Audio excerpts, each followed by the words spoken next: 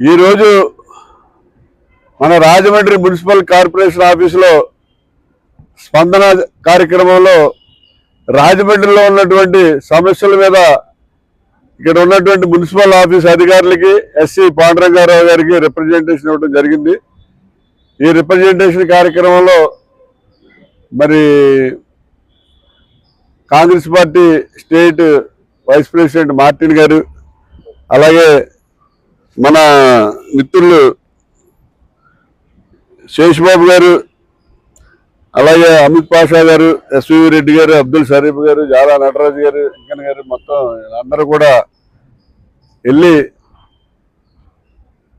Problems అన్ని కూడా representation చేయడం జరిగింది. ఎందుకంటే ఈవేళ రాజమండ్రి సిటీలో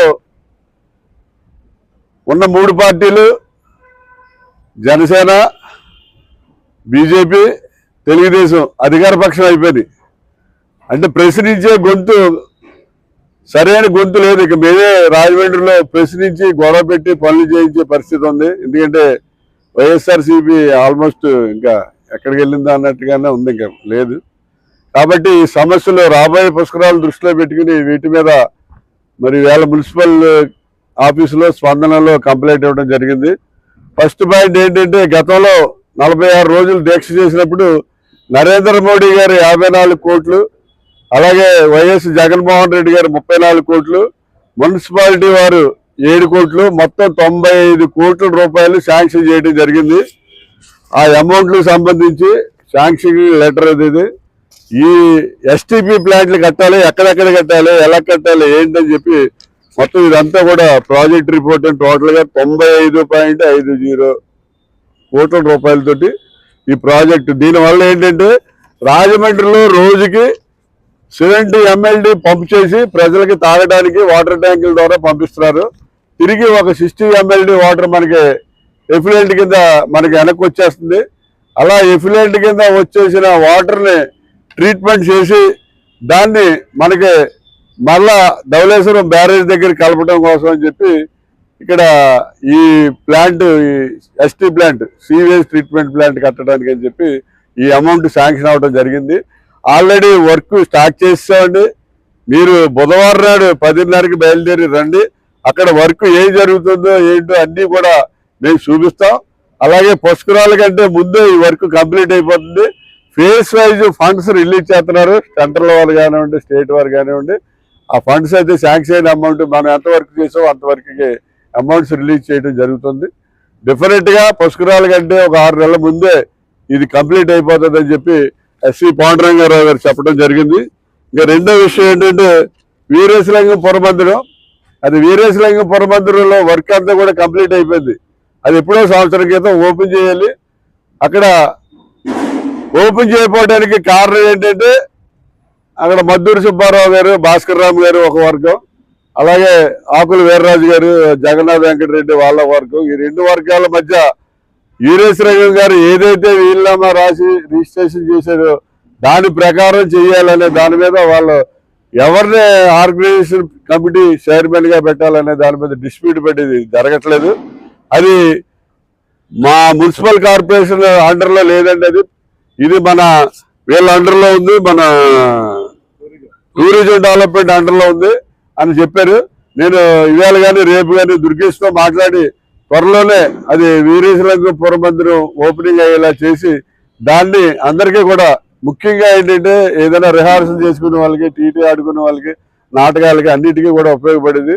దాన్ని మళ్ళీ అందరికీ ఉపయోగంలోకి వచ్చేలాగా చేయటం కూడా జరుగుతుందని చెప్పి సందర్భంగా తెలియజేస్తున్నాం. అలాగే రాజమండ్రి దానవాయిపేటలో గాంధీ పార్క్ ఉంది. 2.5 కోట్లు ఖర్చు పెట్టి గాంధీ పార్క్ని సంవత్సరం క్రితమే కంప్లీట్ చేశారు. కానీ ఈవేళ వరకు ఓపెనింగ్ జరగలేదు. ఎందుకంటే అక్కడ చాలా మంది ఉదయం 200-300 మంది వాకింగ్ చేస్తారు.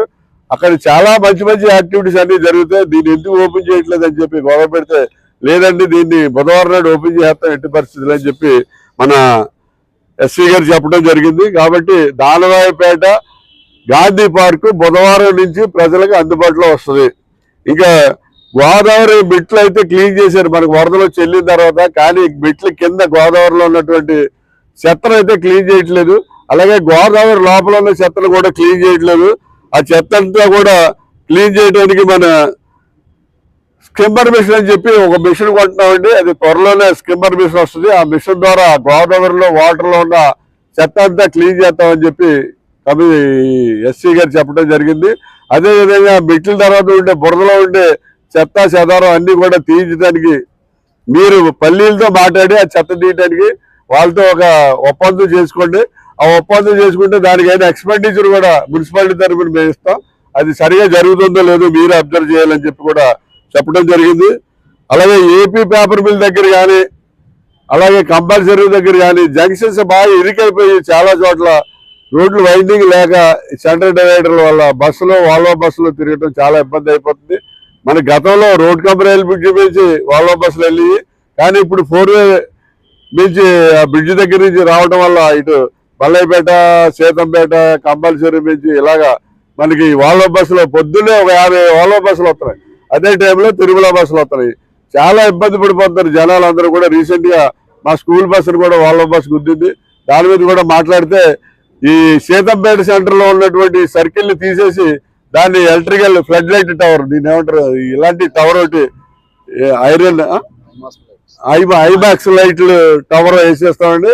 ఆ సర్కిల్ తీసేస్తామని చెప్పి కూడా వాగ్దానం చేయడం జరిగింది. అలాగే రాజమండ్రి 2 టౌన్ పోలీస్ స్టేషన్ దగ్గరలో అండర్ గ్రౌండ్ లో వర్షం వస్తే చాలు వాటర్ స్టాగ్నెంట్ అయిపోయి జనాలు వెళ్ళడానికి చాలా ఇబ్బంది కలుగుతుంది. దాని మీద కూడా మాట్లాడితే ఆల్రెడీ పంపింగ్ సిస్టమ్ పెట్టాం ఆవులకు పంప్ చేయడానికి.